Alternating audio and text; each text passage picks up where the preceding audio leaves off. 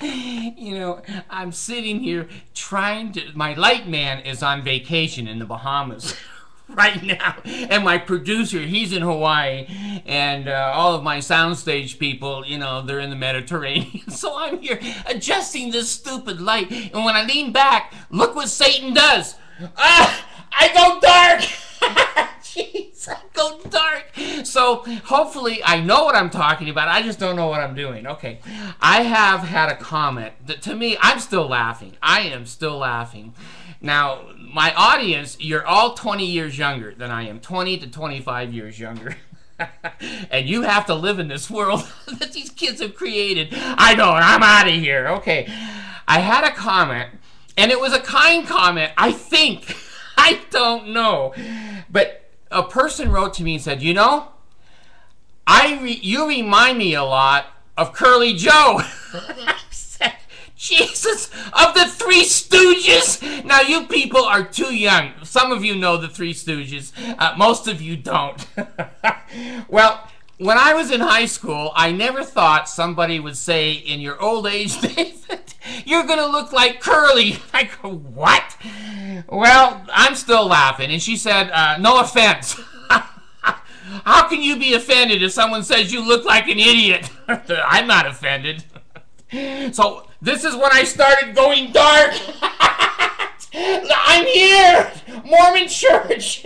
Don't put me in outer darkness. See, they're warning me. This is the beginning. If you're at your video and recording and you start to turn dark, you're in deep shit. Now, let me tell you an experience. It's only 20 minutes old, okay? So it's hot off the pot. The Mormon pot. I went in and we bought a car again yesterday. One of our lease cars we decided to buy. And of course, when you go into a car company to buy something and spend your money, it's like Mormonville. Everybody loves you. They're patting you on the back, shaking your hand, free Cokes, popcorn. You're the king of the hill. Everybody loves you when you're spending money. Even the Mormon church is that way. You pay tithing, they pat you on the back, shake your hand. They never give you any free Cokes, though. So I'm in there, and I told them the truth. I said, you know, I can behave for about 15 minutes. After that, it's a toss. It's a crapshoot.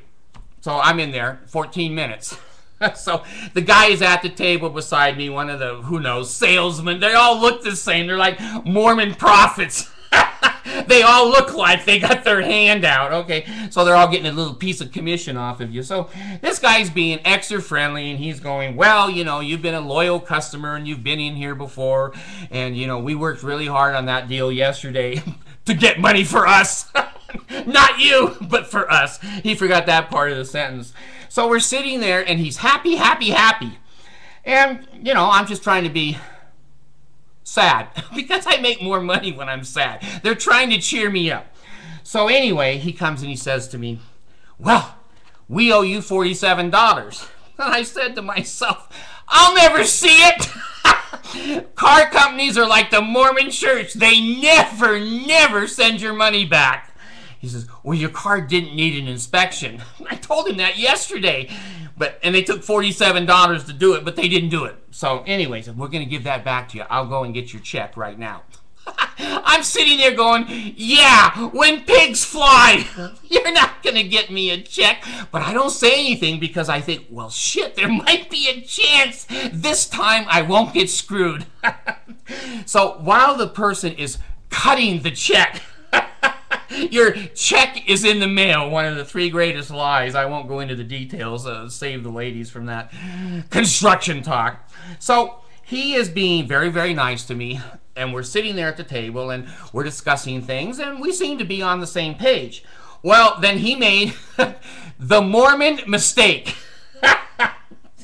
Mormons can't talk about anything except the Mormon church and things relating to Mormonism. He didn't say anything to me about, well, what do you think about Iran and our possibility of bombing it? What do you think about Syria and the problems that are going on there?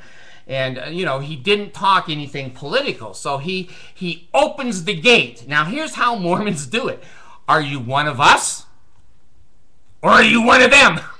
And they have these secret ways of opening this gate up, and most of us fall through it. Then they beat the shit out of us with words, kick us, don't give us jobs, won't let us smoke anywhere or drink anywhere, and take our freedom away. Well, he opens the floodgate, and he said, well, have you been following the election and the political process? And I thought to myself, holy cow, here it comes. And I said, stupidly, yes, I should have smelled the Mormon stink right from the beginning. But I didn't. I'm stupid. I'm still learning. So I said, well, yes, as a matter of fact, I'm not usually a very political person, as long as I'm getting money from the government. That's okay with me. So he says, well, what do you think? And I said, well, now again, I can only behave for 15 minutes. But I'm going to tell the truth, just like I have 32,000 of you on the videos here who've watched me. Now, you may have clicked me off and gone, screw it, I'm never watching that idiot again. That's okay, but 32 took a chance. And a lottery's a lottery. So, he says, well, what are you thinking? I said, I'm a little more interested this time because Romney being a Mormon makes the campaign a little more interesting. Well, I thought that was a fairly innocent statement. Well, the guy says to me, well, what do you think? Now, Mormons don't want to hear what you think. They want to hear what you're saying about the Mormon church is validating their decision to be in a cult. I was stupid. I was stupid. I said what I thought. When I used to be a Mormon, I used to go, well, what do you think? And they go, well, I think Romney's a great... Oh, yeah, I do too. That's how you're trained as a Mormon. You don't see anything outside the box. So, what do you think? And, oh, God, here comes the shit rolling down the hill. And I said, well, a president that thinks he has magic underwear doesn't impress me. Jeez. His face and his friendship turned to Satan. This is one of them. God damn. And oh God, and here you do it. You open it up to the Mormons, and if you say, what do you think? All they do is they have rote memory of what they're supposed to say. That's what a cult does, is it programs you to handle every question with the same answer. So now I'm subjected, my Coke is gone, and I'm going, holy cow, I gotta have a Coke for this one, because I know it's gonna take some time. And so he starts, and you know, when you're in a business, usually politics and religion, you don't mix, because they're emotional issues to a lot of people. They're not to me anymore. I don't really give a rat's ass. People say, you're an atheist? I go, yeah, I'm not gonna knock on your door and give you an atheist pamphlet and try to baptize you and take your money. Well, he started, and he said, wow, I can't believe what Obama's done to this country. I'm just stupid. I'm just sitting there. He says, and then he starts with statistics on unemployment and deficits and bailouts. I'm just doing one of these. And he thinks, see, when you're a Mormon and someone is giving you the approval buying signal, you think they're agreeing with you. And so he got going and going. And so I wanted to be myself. I wanted to be professional. I didn't want to offend anybody. You know, I told the truth. He believes he has magic underwear, but he didn't like that statement. So anyway, I listened to all the facts and the figures. And then he stopped. Which Mormons don't usually do. They just go and go until you fall on the floor dead. Then they baptize you. And you're in with the Holocaust victims. So anyway, I'm quiet. And suddenly he stops. And he says, you know, well, what do you think? Well, now, I fell for that a few minutes ago. And it's not what I think. It's what he's going to tell me to think. So I go, well...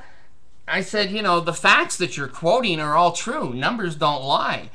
But I think that Bush handed him the most atrocious economy since the Great Depression. There he goes again. It's just like a jack in a box. You screw it and he pops out and he's talking. So I had to wait a few more minutes. And so he stopped again. And I said, well, I think that the numbers are true and don't lie. But what the numbers mean is up to the interpretation of each individual. They see life through their own eyes. And I said, frankly, our family has done very well under Obama. We have new houses, we have new cars, we have good jobs, and money going into the stock market, which, you know, years ago, you couldn't even put anything in the stock market. You could throw an old sock in there, and it would be older. You wouldn't get anything out. So he didn't want to hear that. Now, here's what Mormons do.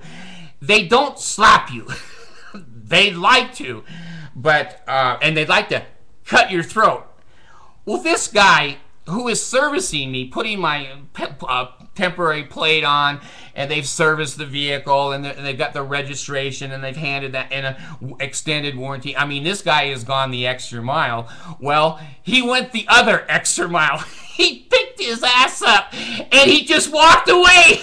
I never saw him again. I'm sitting in this chair like in the bishop's office waiting for him to ask me if I masturbate when I was 12 years old. I'm just sitting there looking around, and he's gone. I guess he was translated. He got so many Jesus points by harassing me. He vanished. He was gone. He's with Jesus now. So I sit there for like 5 or 10 minutes, and I go, well, screw this. My car's right there, and I have the keys and the plates on it. I guess he meant, well, thank you very much, David, for all of your business, and you can go now. No, he said, screw you. I'm going to go now. So there he goes. Now, that's living in Mormon country, folks. You're not going to see that very much anywhere else. These people are obsessed. There's only two kinds of people. There's people who love, people who hate. There's people that are part of them and people that are against them. That is a cult. That is a cult. If you just don't believe in their doctrine, you are against them. And you're a Mormon hater. You're not. You're just an ordinary people. And you just say, hey, I don't want them baptizing people for the dead.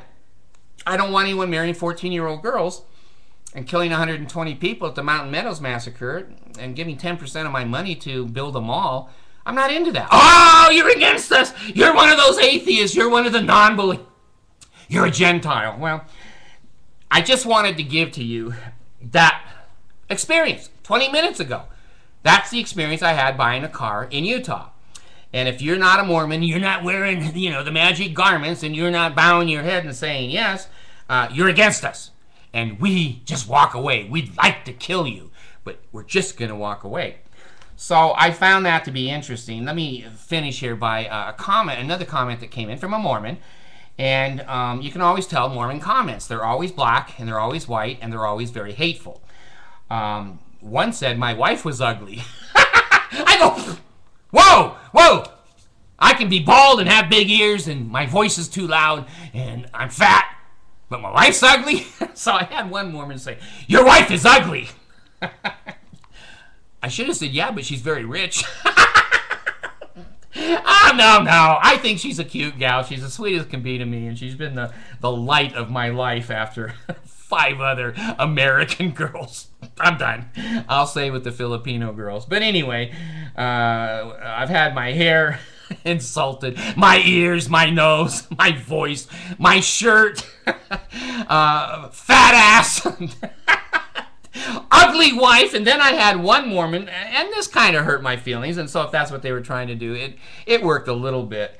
In all the years, which has been, I don't know, 4 or 5 years now, that I've had my adopted Filipino children, and I say this as a compliment to the state of Utah, I have never smelled, and you know David, he can smell Mormon shit 10 miles away when the wind's blowing the other way. I have never had one Mormon ever in the state of Utah, the school system, the recreation department, friendships, whatever, ever say anything about my children having brown skin. Well, and I've been proud of that. And my kids came out of a country and Mormon families that had them believe that they were inferior to whites. And when they first came to the United States, one of them said something about, well, I'm brown, and I stopped her right there. And it's never happened again. I said to my kids and my wife, I said, don't you ever use your skin color for good or for bad. In the United States, we accept all people, all languages, and you are not to take that Mormon teaching that you are not white and delightsome. That was the end of that shit right there. It's been 5 years or whatever, and I have never heard my kids say anything. My kids have all kinds of friends. They have Caucasian, they have Tongan, they have black, they have Buddhist, they have all kinds of religions, and they're kids that mix with everybody. And so I had one guy that hurt my feelings just a little bit. It goes away. It goes away. And he said, and take your brown kids. I forget what he said. It wasn't to heaven. It wasn't that. It was somewhere else, I guess. I don't remember because it's, you know, you block those negative things. So he's the only one. There's 32,000 of you that have looked at me and probably thrown up. Here I go. Oh, shit. I'm in outer darkness. Oh, the more, please bring me back. Bring me. Okay. So anyway, now I have another comment that just came in, and this guy, oh God, what did he say? I usually pull this up so I can read it like like a normal person. But anyway, he wrote in and said, I have to say this. I did have one comment from a Mormon that was appropriate. It was appropriate. It basically says, I don't agree with your experiences in the Mormon church. They're not mine. And I find the temple very spiritual, and I am happy. I wrote back and said, hey, if it floats your boat, go for it. If it's improving your life, what's that to me? I don't have an agenda. Everybody get out of the Mormon church. Some people need the Mormon church maybe their whole life. Some people like it and want it for 10 years, 20 years. To me, it was a stepping stone. And now I've become one of these. Well, anyway, I did get another hate message from a Mormon that basically said, we hope you die, or you should die, or you know, you're going to hell and you are dying and we wish you would die. You see that with the Mormon people, and I saw that at the car company. He didn't say, I wish you would die. And he, you know what? It's like the Mormon church. He didn't say, we're going to give you your money back. We don't want to do business with you. No, we want your money, but we want to walk away if you don't think, you know, Mormonism and Mitt Romney is from God. Well, I don't think Mormonism or Mitt Romney, either one is from God. And that's my free choice. It doesn't make me a bad person. I'm still picking the kids up from school today. I'm still taking one over to her swim class. I'm still going out with my wife on dates and having nice dinners. And I just bought 2 new cars and went into the economy to help out the Japanese. You know, hey, when you get 50 miles to the gallon in a Prius and, you know, money talks, bullshit walks. The American car companies have done so much better, and I congratulate them, and I may come over to a Colt. It's very similar to the Maverick, I guess, and the Pinto that catches fire. So when the GM company, I'm not being fair because I did read the whole report on that, and it's not true. I'm just making a joke because it's a rumor now that the Volt catches on fire. It doesn't. It is safe. But the Pinto, those of you that are too young, you're all too young. The Pinto, when you stopped at a red light and somebody hit you from behind, the car became an atomic bomb. Now try to jump out of there. When the explodes, the whole car explodes into fire. Well, that didn't help their sales. So anyway, when a car gets 50 miles to the gallon, I'm sorry, I got to help the Japanese out of their nuclear problem. So let me just say that if you live in Utah and you don't have garments and you're not a Mormon, you're going to be discriminated against, and it's not going to be an overt discrimination. It's going to be under the table, where most of the Mormon religion is hidden under the table with plausible deniability. Now the Mormons will write me and say, oh, David, the guy that was cruel to you at the car company, he's not representative of the church. He doesn't speak for the church, and we would never do anything like that. Well, those are all lies. The individual writing, it might be true, but the persistence and the predominance of the Mormons in this area, you're going to get discriminated against. So you better love Mitt Romney. You better put on a fake collar that looks like you're wearing garments. And you can be fat, because fatness fits into the Mormon church very well. When you have 6 kids, you're going to have an ass. You're never going to get in a bucket seat again. I'll tell you that. So I just thought it was clever. I just thought it was funny that those of you who are looking at the videos to see what it's really like to live in Mormon country and used to be a Mormon and can see these things clearly. And of course, the Mormons don't think I'm seeing it clearly. But now I'm going to click off here. Now, before I do, watch what's... Outer darkness, the Mormons have got me. The Mormons have got me. Oh my gosh.